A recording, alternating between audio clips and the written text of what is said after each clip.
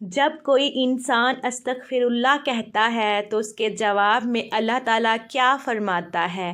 استغفر اللہ پڑھتے وقت بندے کے ساتھ کیا ہوتا ہے؟ کہیں آپ یہ غلطی تو نہیں کرتے؟ بسم اللہ الرحمن الرحیم۔ حضرت محمد صلی اللہ علیہ وآلہ وسلم نے ارشاد فرمایا، خدا کی قسم میں دن میں 70 سے زیادہ مرتبہ استغفار کرتا ہوں اور اللہ کی بارگاہ میں توبہ کرتا ہوں۔ آپ نے اکثر دیکھا ہوگا کہ بہت سارے لوگوں کی زبان پر استغفر اللہ کے الفاظ ہوتے ہیں۔ کوئی غلط بات ہوئی تو انہوں نے استغفر اللہ کہا، تو اس طرح لوگ استغفر اللہ کہنے کے عادی ہو جاتے ہیں۔ استغفر اللہ کا مطلب ہے کہ اے اللہ تو ہمیں بخش دے۔ صرف استغفر اللہ کہہ دینے سے آپ کی توبہ قبول نہیں ہوتی، کیونکہ عام طور پر جو لوگ استغفر اللہ کہتے ہیں وہ ان کی زبان پر رٹے ہوئے الفاظ ہوتے ہیں، تو استغفر اللہ ان کی عادت بھی ہوتی ہے۔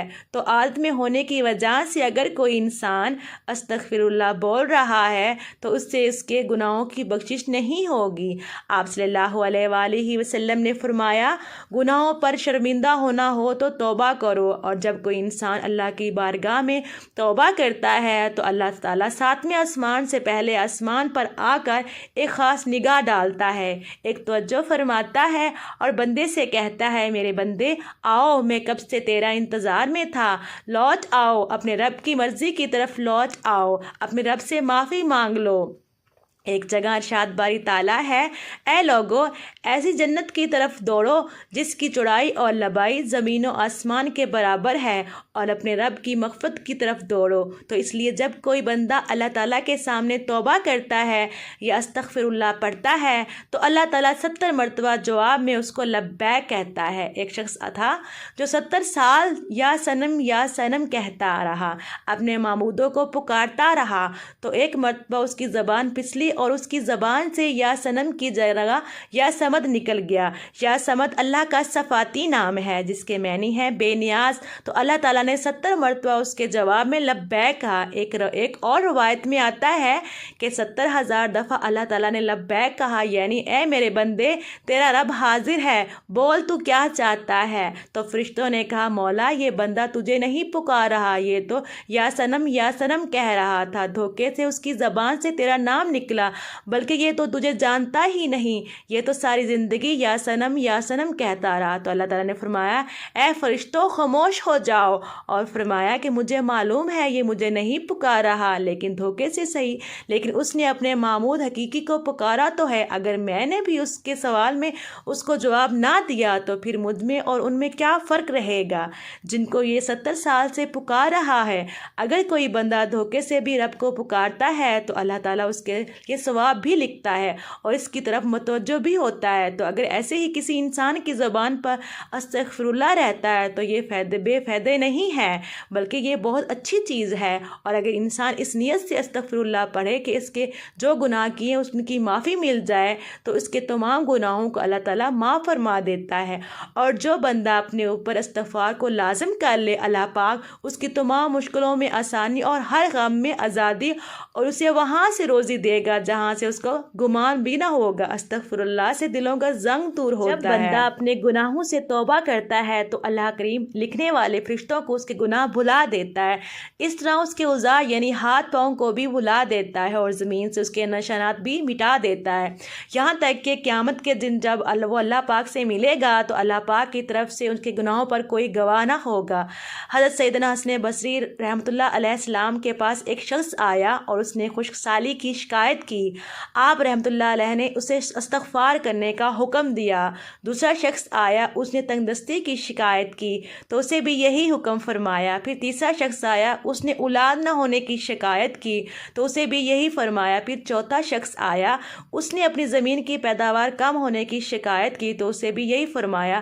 حضرت ربیع بن سبی رحمۃ اللہ علیہ وہاں حاضر تھے، انہوں نے عرض کی، آپ کے پاس چند لوگ آئے اور انہوں نے مختلف حاجتیں پیش کی، آپ نے سب کو ایک ہی جواب دیا کہ استغفار کرو۔ تو آپ رحمۃ اللہ علیہ نے ان کے سامنے یہ آیات پڑھیں جن میں استغفار کو بارش و مال و اولاد اور باغات کے عطا ہونے کا سبب بتایا گیا۔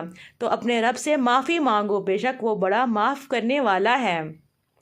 وہ تم پر موسلادھار بارش بھیجے گا اور مال اور بیٹوں سے تمہاری مدد کرے گا اور تمہارے لیے باغ بنا دے گا اور تمہارے لیے نہریں بنائے گا۔ جب کوئی بندہ کسی گناہ کو اللہ تعالیٰ کی نافرمانی جان کر اس کے کرنے پر شرمندہ ہوتے ہوئے رب سے معافی مانگے گا اور آئندہ کے لیے اس گناہ سے بچنے کا پکا ارادہ کرے، اس گناہ کی تلافی کے لیے کوشش کرے، مثلاً نماز قضا کی تھی تو اب ادا بھی کرے گا، چوری کی تھی یا رشوت لی تھی تو بعد میں وہ مال اصل مالک یا اس کے وارث کو واپس کرے یا معاف کر دے اور اگر اصل مالک یا وارث نہ ملے تو ان کی طرف سے راہ خدا میں اس نیت سے صدقہ کر دے کہ وہ لوگ جب ملیں اور صدقہ کرنے پر راضی نہ ہوئے تو اپنے پاس سے انہیں پیسے دوں گا۔ تو اب استغفار کی تمام تر اہمیتوں اور فضائل کے باوجود بعض بد نصیب نفس و شیطان کے بہکاوے میں آ کر توبہ استغفار کرنے میں ٹال مٹول سے کام لیتے ہیں۔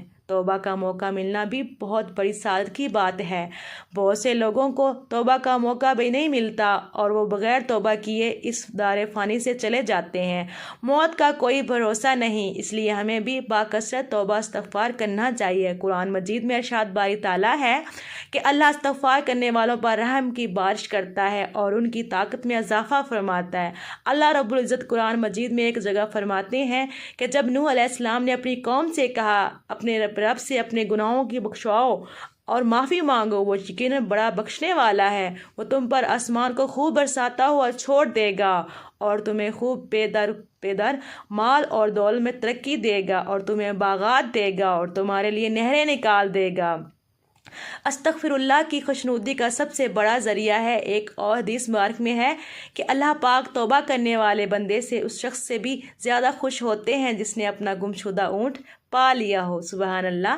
تو ناظرین، ہمیں بھی ہر وقت استغفر اللہ کہنے کی عادت ڈالنی چاہیے۔ اس کے علاوہ ہمیں چاہیے کہ ہم ہر وقت اللہ کا ذکر کریں۔ اللہ کی یاد سے سب سے بڑی چیز ہے۔ آپ صلی اللہ علیہ وآلہ وسلم نے فرمایا کہ اٹھتے بیٹھتے چلتے پھرتے اللہ کا ذکر کیا کرو۔ جو لوگ اللہ تعالیٰ کا ذکر کرتے ہیں ان کی مثال زندہ کی سی ہے اور جو لوگ اللہ تعالیٰ کا ذکر نہیں کرتے ان کی مثال مردہ کی سی ہے۔ وہ مردہ ہیں بلکہ مردہ دار ہیں۔